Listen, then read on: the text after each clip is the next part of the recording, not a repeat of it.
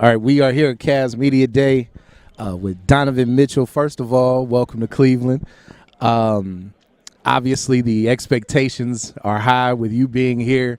Talk a little bit about what your goals are through the season, and how do you manage now those high expectations that this team didn't have at the beginning of last year that they have this year? Yeah, I think the biggest thing for us is how, there's going to be expectation. I played with expectation for most of my career, if not all of my career. But for us, it's, the day-to-day. It starts with days like tomorrow, finding a way to go out there and compete and lay our foundation and build upon what we did last year. I'm excited to add to that, on both ends of the floor, competing, finding ways to win, and, just the ultimate goal is to win a championship, but like I said, it starts with days like tomorrow. You get 2 days in, you get to camp and all that stuff. So, we're excited. We have a lot to accomplish that we can accomplish, but we got to put the work in and get to it. So you mentioned, you're one of the older guys now, which is probably a little bit new for you. What type of leader are you? What do you are you more vocal, more lead by example? As being one of the older guys on a team now, which is crazy to say, 'cause you're only 26. You know what I'm saying? It's like that. You're not old at all. But I mean, how do you plan to lead guys who just coming into the league, but still high expectations for them too? I'm vocal when I need to be, but also sometimes just leading by example. A lot of times, when you lead, it's not always about giving out. It's all about listening too.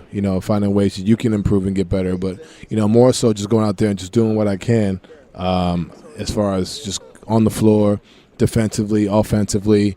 If it's 3 games in 4 nights and we're all tired because we got in late, you got to be ready to go. That's what ultimately championship teams do. It's going to be tough. It's not going to be easy. Nothing's promised. But for me, I've been fortunate to be around guys who are older than me and who have seen a lot, but allowed me to lead in Utah. They allowed me to go out there and do that. So now coming in here, I feel like I'm allowed to.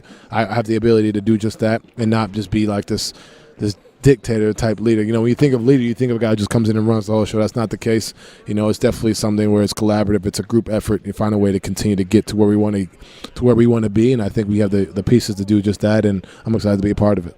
Can you talk a little bit more about just your ascension as a player, right? I remember when you came out of Louisville, a lot of people were asleep on how good you could be offensively, right? You were more, you can handle the ball, it's a playmaker, but, defense, energy. I remember draft combine and people, I don't think saw 25 a game score, really efficient, can really score with the best of them. I mean, you think about some of the playoff runs you've had, even as a rookie with Oklahoma City. A lot of people didn't expect that. So can you just talk about to where you are now, like when you got drafted, just that ascension? Yeah, I didn't expect to be where I'm at today. When I came in my rookie year, I just wanted to be in the rotation, to be honest with you. So to be here, I think is pretty dope. But I'm just a guy who continues to put work in. I've had good years. I've had, unfortunately, a bad playoff series in my opinion last year.